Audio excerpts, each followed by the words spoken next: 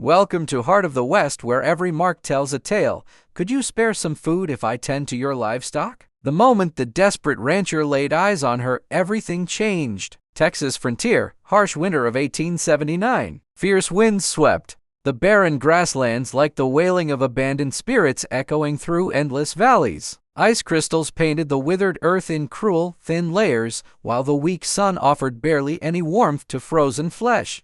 This unforgiving territory was slowly perishing, deprived of rainfall, drained of vitality, and its inhabitants faced the same cruel fate. Bo Ramsey emerged from his weathered stable, ancient hinges groaning in protest, when his gaze fell upon her. There by his property's entrance, she crouched in the crimson soil, her exposed knees pressed against the unforgiving ground, clutching a small bundle against her chest. Her threadbare wrap barely qualified as protection, her worn garment marked by soot and stale nourishment. Wild gusts tore at her tangled hair, yet nothing could mask the raw desperation burning in her gaze. "Sir," her voice shattered like brittle glass, "I'll tend to your animals. Whatever you need. Just one meal for my little one." Bo remained silent. His sole remaining hand gripped the stable door tighter. He'd encountered the famished countless times before. He'd offered kindness to predators disguised as desperate souls who were masks of suffering. Yet something an unseen force tugged at the depths of his being.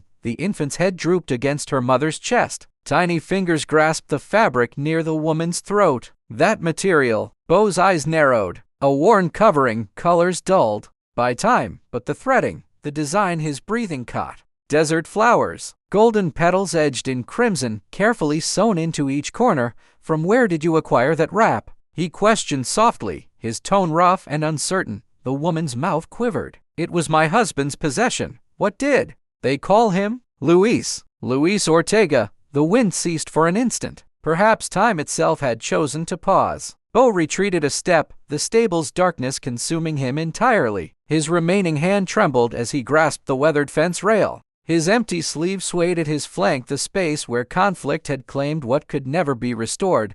Luis Ortega, the young man with blazing eyes and infectious laughter that made wild creatures pause to listen. They'd battled alongside each other at the wilderness. Luis had dragged him from the mire when shrapnel tore through Bo's shoulder. He'd bound this very covering around Bo's wound, soaked in crimson and sweat, whispering, "Death won't take you here, my friend." "Not beside me." Luis, captured after the conflict and wrongly labeled a deserter. Luis, executed before Bo could speak in his defense. And here stood his widow, carrying a daughter bearing his likeness. Bo's jaw clenched. That obligation had never been settled. He turned away. "Enter," he commanded. The woman hesitated. "Sir, I seek no charity, only employment." "I'm capable of," I said. "Enter." Bo's voice grew sharper. Before the cold claims her, still cradling her child, she rose on unsteady legs. He avoided looking at her again, simply walked toward his dwelling, pushed open the door, and left it partially ajar. The interior carried scents of smoke and pine, layered with something deeper, solitude embedded in aged timber. He filled a cracked basin with heated water, positioning it beside the stove. A small fire sparked to life as he moved with the practiced efficiency of someone who accomplished everything single-handed, who'd long ago ceased cursing fate for it. The woman stepped inside. Her footwear crumbled at the heels. Her daughter whimpered softly. Bo placed a tin dish on the table, splitting his remaining corn biscuit in two. He spoke not a word. She whispered gratitude. He offered no response, only gazed at that covering and remembered Luis smiling beneath the hangman's rope. Dawn arrived cold and reluctant. Frozen daggers hung from the ceiling beams. The fire had died hours ago. Mira had wrapped herself around Lucia through the darkness, sharing warmth she barely possessed. Bo moved silently through the house, bringing a chipped cup of hot water, setting it beside her without comment. Mira mumbled thanks, but Bo had already departed, pulling on his coat. He headed for the stable. Mira observed from the window as he navigated the snow. His movements held quiet rhythm, measured and patient. Yet something peculiar caught her attention. Bo split firewood using only his left arm. He steadied each log with his boot, raised the axe in a slow, awkward arc, letting it fall repeatedly. She blinked. This wasn't clumsiness, it was accommodation. Later, when she volunteered to clean the stalls, Bo handed her a pitchfork, pointed, then departed. He spoke sparingly, only when essential. When words came, They carried that low, weathered tone like worn leather and desert sand. By the third day, Mira had swept the stable, repaired 2 blankets, and warmed grain for Lucia on the stove. The girl slept frequently. Mira suspected illness but had no remedies. Still, Bo said nothing when she used his final portions of fat and salt, merely nodded. She began observing his methods, opening gates with his elbow, lifting the kettle with a wrapped hook, recording numbers in a ledger with careful script, always left-handed. But understanding didn't come until that afternoon when snow returned. Bo crouched beside the outdoor hearth,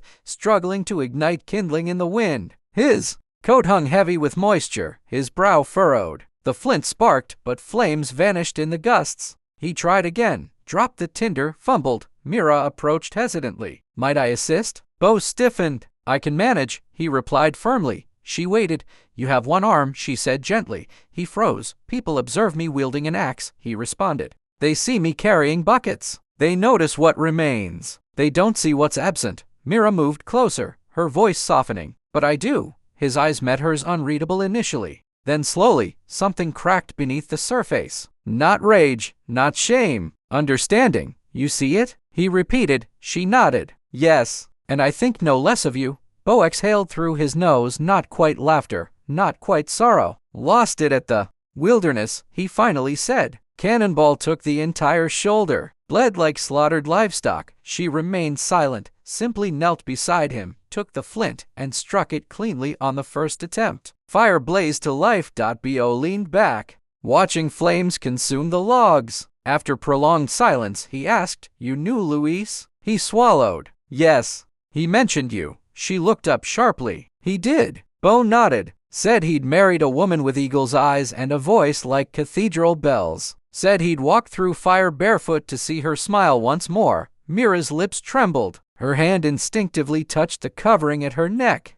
"His wrap," Bo murmured. "He bound it around my arm the night he pulled me from the mud. Said it would stop the bleeding and bless the wound." Mira closed her eyes. "He never returned." Bo looked away. "No, he did not." They sat in silence while snow fell like dust around them. Lucia cried from inside. Mira moved to rise. Bo said quietly, "Allow me." He stood, entered the cabin, and returned with the child in his arms, wrapped in a quilt. She stirred against his chest but didn't cry again. He placed her in Mira's lap, then turned toward the woodpile once more. "You're protected here," he said without turning. "You and the girl." Mira's hands trembled around Lucia's small body. For the first time in ages, she believed it. The wind quieted that evening, the kind of stillness that followed heavy snowfall, when even the coyotes had nothing left to say. The hearth fire crackled low. Mira sat at the cot's edge. Lucia nestled in her lap, her tiny chest rising with shallow breaths. Bo sat across the room, sharpening a dull blade with slow, deliberate strokes, metal whispering against stone. Mira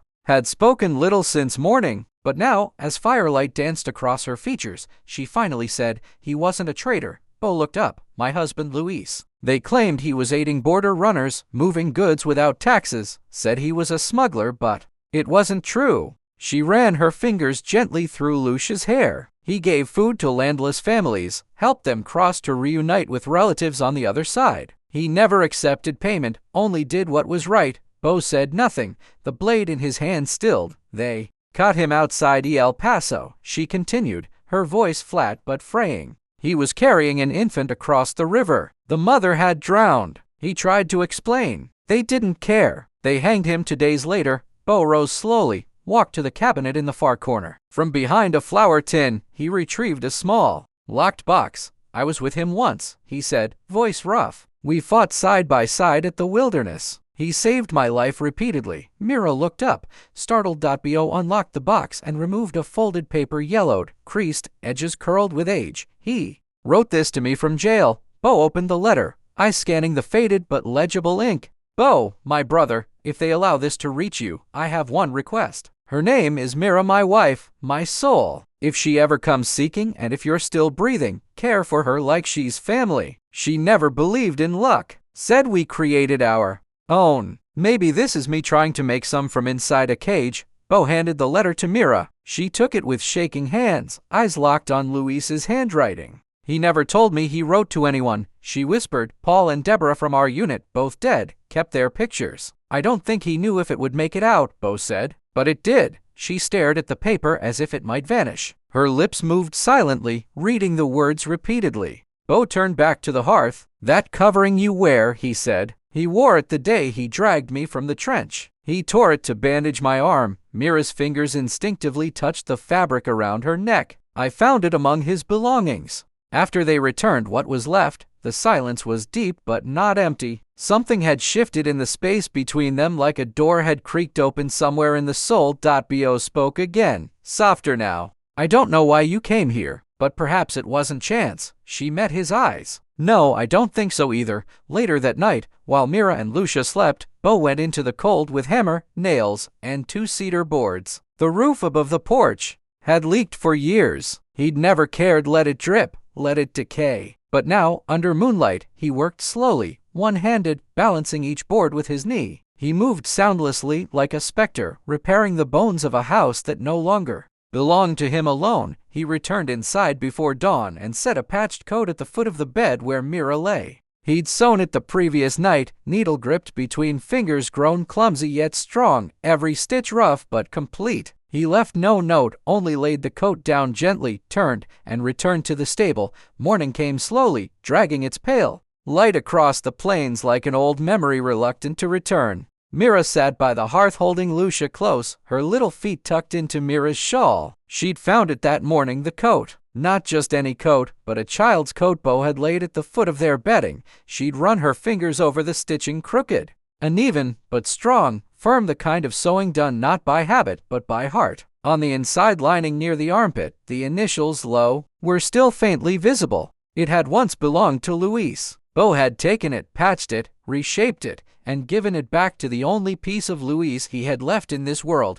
Mira said nothing, but that silence was loud inside her chest. Later that evening, after supper beans and leftover cornbread, Bo sat outside on the porch with Lucia. The sky above stretched purple and wide. Coyotes howled in the distance. The world felt distant, almost forgiving. He held a piece of soft pine and a shard of charcoal. Do you know how to write your name? He asked the girl. Lucia looked up at him, wide-eyed and uncertain. He smiled. Let's try your mama's first. Mira. He carved each letter slowly, saying them aloud. She repeated them clumsily, sweetly. Then she took the charcoal and tried herself. Crooked M, backwards R, but it was hers. Mira watched from inside the doorway, her hand resting on the frame, her heart doing things she hadn't allowed in years. The charcoal smudged Lucia's fingers and Bo wiped them gently with his handkerchief. Left hand, always that remaining hand. He saw Mira standing there. He didn't wave, just nodded, soft and knowing.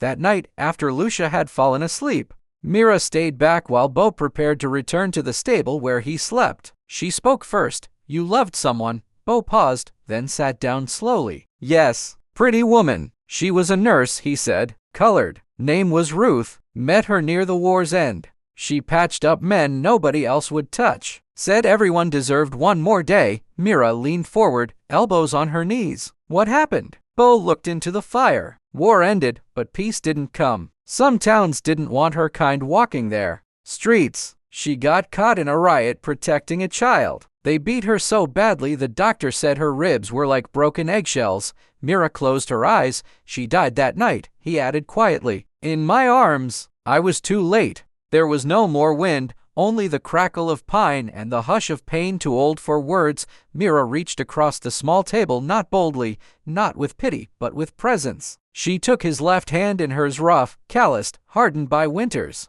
and grief. She said nothing. That was enough. Bo's shoulders relaxed. He looked at her not like a man seeking approval, but like someone who hadn't been seen in years, truly seen. I made Ruth a promise, he said, that I wouldn't bury myself with her, that I'd keep someone warm if they ever came to the door. Mira's eyes brimmed, not tears, not quite, but the weight behind her gaze was heavier than any sob.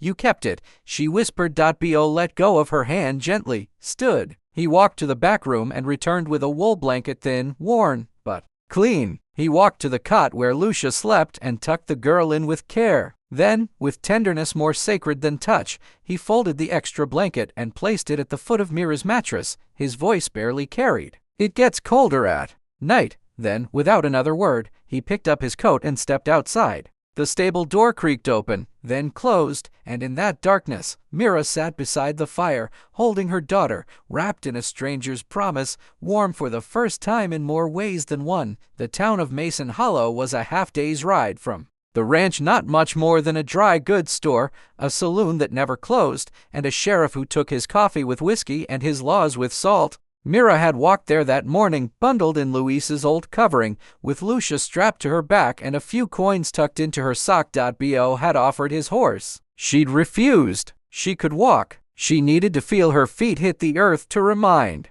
herself that she still belonged to it. The air was heavy with dust and frost, the kind that bit through fabric and burrowed into bone. She stepped into the general store, asked for cornmeal and lard, and waited as the clerk measured scoops into a brown sack.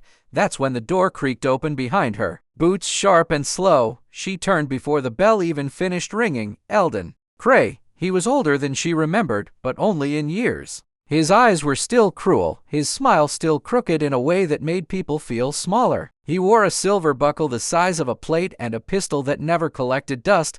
"Well, I'll be damned," he said, tilting his head. "Look what the prairie dragged back." Mira stood her ground. "Didn't think you made it out," he said, sauntering closer. "Your man, what was it?" "Yeah, he had that same covering. I remember now. Yellow thread, desert blossoms." Her hand instinctively gripped the fabric at her throat. "You ordered his death," she said. He chuckled. "I signed the paper, but the law was clear. You remember that, sugar?" Clear as sunrise. Mira picked up the sack and walked out without another word. He didn't follow, but he didn't need to. That night, the smell of smoke woke Bo before the sound did. His body had learned to read danger before his mind caught up. He burst through the stable door and saw flames licking the corner of the porch. "Get up!" he shouted. "Get the girl!" Mira was already cradling Lucia, her eyes wide and terrified. "Out the back!" he barked. "Go!" They scrambled through the kitchen door and into the night. The sky was a sheet of stars above, but all Mira could see was fire swallowing wood and the silhouette of Bo dragging a bucket with his left hand,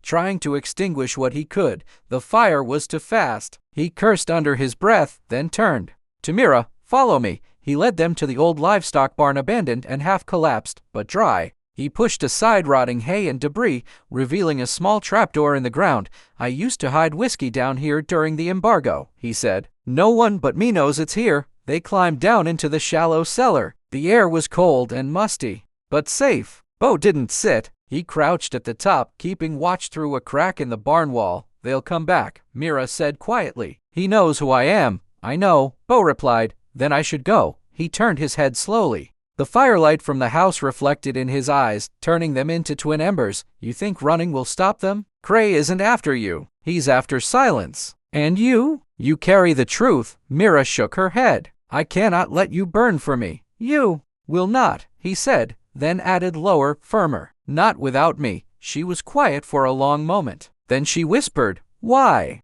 Bo looked at her, really looked at her, her hair wild from wind and fear, her arms trembling as she held her daughter, her face set like carved stone. "Because you once knelt at my gate for a plate of food," he said, "and I have knelt to no one since the war ended." But tonight he stepped toward her, firelight flickering behind him like Judgment Day. "Tonight I kneel for the love you brought into this house, the love he left behind, and the kind you gave back without asking." He dropped slowly to one knee, the same leg Luis had braced when he pulled him from a trench. "I may only have one hand," he said, "but I will build you a fortress with it." Mira could not speak, but Lucia reached for Bo, small hands outstretched. He took her gently, cradling her against his chest. Then he looked back at the house.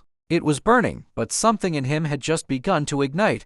The courthouse in Mason Hollow was more of a barn than a building of justice. 4 walls of warped pine, windows too dusty to see through, and a flag that sagged more than it flew. But on that morning, it held the weight of a reckoning. Bo rode silently beside Mira, the wagon creaking beneath them as Lucia dozed against her shoulder. The road was dry, flanked by brittle grass and cow skulls half sunken in dust. The sky was too wide, the silence too loud. "You don't have to do this," Bo said, not for the first time. "I do," Mira replied. "For him, for others like him." She wore the covering again, desert blossoms and faded thread. Her hair was tied back, her face bare, but there was fire beneath her eyes that hadn't been there before. Inside the courthouse, The benches were full. Men in sweat-stained hats, women with lips pursed like blades. They knew who she was, knew who he was, and knew exactly what was at stake. Eldon Cray stood tall, smug, leaning on his cane like a man stepping off a stagecoach instead of being dragged into court. His lawyer thin, sharp-nosed, smelling of ink and whiskey, rose to speak first. "There is no proof," the man barked. "No evidence. Just the words of a grieving woman and a broken soldier. This court must not base judgment on rumor and regret." Bo sat beside Mira at the plaintiff's table, his shoulders straight, his one hand resting over hers. The judge called Mira to the stand. She stood slowly, walked toward the front, and placed a trembling hand on the Bible. "State your name," the judge said. "Mira Ortega, speak your truth." She did. At first, her voice wavered like an old violin played after years in silence. She spoke of Luis, of their quiet life, his work, his love for justice. Then she spoke of Eldon, the threats, the trial with no defense, the hanging at dawn while the papers lied. Cray's lawyer objected. "Hearsay. Overruled," the judge muttered. Mira kept going, but as she described Luis's final words, her knees buckled. The room blurred, the air thinned, her hands shook. Then Bo was there. He rose from the bench and crossed the room into long steps. His boots echoed against the wooden floor. He took Mira's hand not with urgency, but with reverence, and brought it to his chest. He pressed it over his heart. "Hold your hand here," he whispered, loud enough for the room to hear. "The fear, it's in here. Let me keep it for you." She stared at him. The world slowed, and something inside her steadied. She turned back to the judge. Her voice returned clearer now, harder. "I watched him sign the order," she said, pointing at Eldon Cray. "I saw his face when he laughed. He told Luis, 'You should have stayed on your side of the river, boy,' and then he walked away while the rope pulled my husband off the earth." Gasps moved through the room like wind through tall grass. Cray's face paled. His lawyer stood, sputtering. "Objection. Sit down." The judge snapped. Mira reached into her shawl and pulled out a folded piece of paper, the letter Luis had written Bo. She handed it to the bailiff. "This," she said, "is a letter my husband wrote from prison." He named Eldon Cray as the man who signed his death. The judge read silently, lips tightening. "This letter matches the handwriting of prior military correspondence from Mr. Ortega," the judge finally said. "I will allow it." The room shifted. Mira sat down. Bo placed his one steady hand on her shoulder. Neither of them smiled. Not yet, but a storm had turned. Outside, the wind picked up. Inside, Eldon Cray stared at the floor like a man who had just noticed the gallows were built with his name already carved.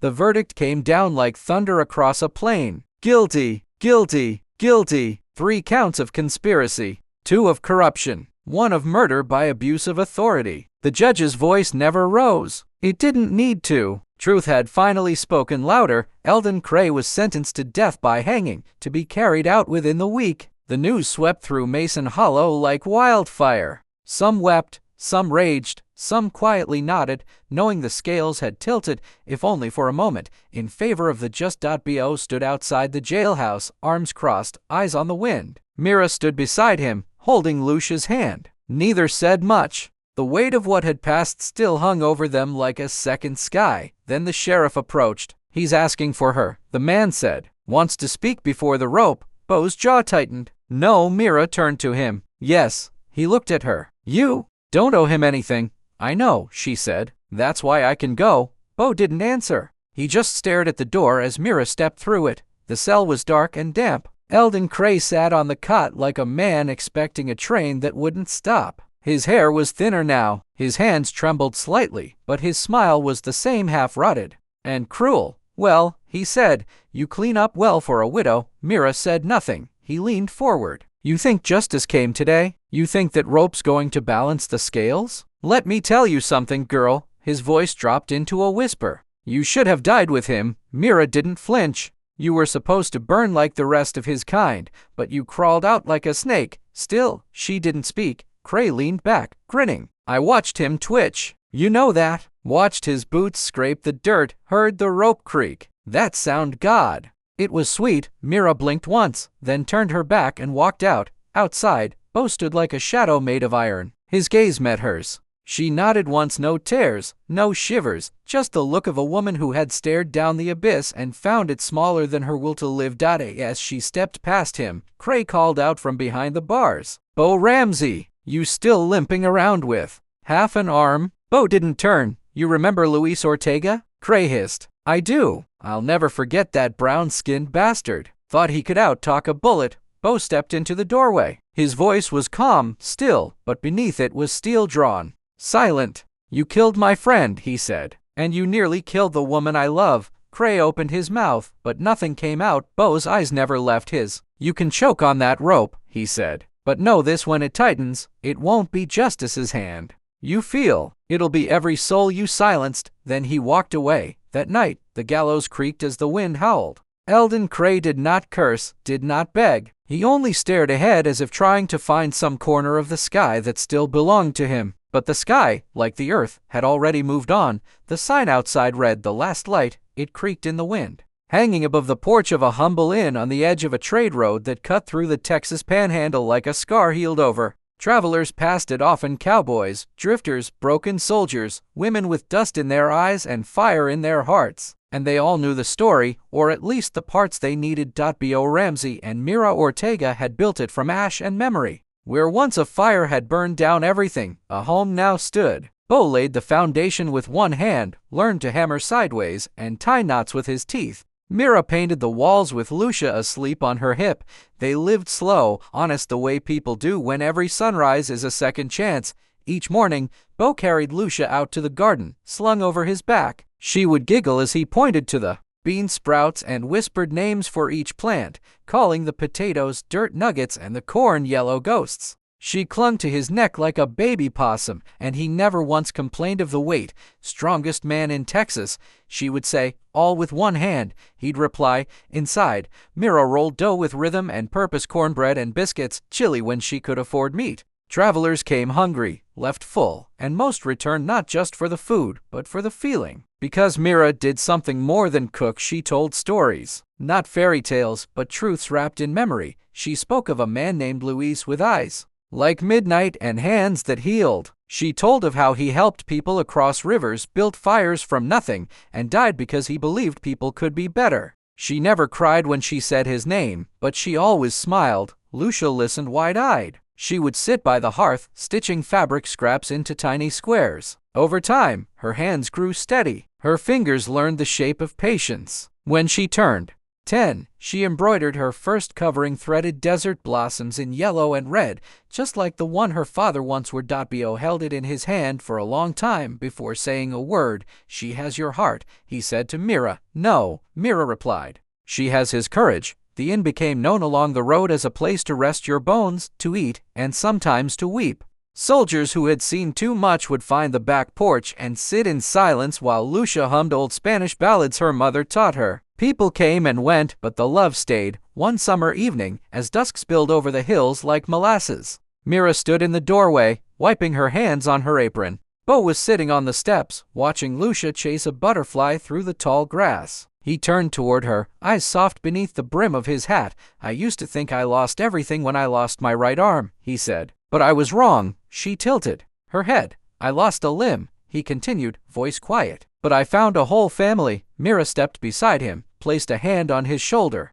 "I once knelt at your gate," she said, voice barely louder than breath, "begging for a plate of food." Bo looked up at her. She smiled. "I never expected to be given a life." He reached for her hand, the left one, always, and held it like something sacred. In the distance, Lucia laughed, her covering fluttering behind her like a banner in the wind. And for a moment, in that quiet between memory and the next breath, the world was still and whole. Thank you for journeying with us through this remarkable tale of heartbreak, honor, and healing that blossomed from the ruins of conflict and grief. If this story touched your soul, if you felt the bitter winds of the Texas frontier or sensed the quiet strength in Bo Ramsey's surviving hand, then you found your place. Subscribe to Heart of the West Love Stories for more stirring tales like this, where bullets may have missed their mark, but hearts never did. Where love conquered time, boundaries, and bloodlines. We share new stories that resonate through history and mend through the spirit. Ring that bell so you'll never miss a story from the heart of the American frontier. Because out here in the wilderness, love remains the most courageous act of all.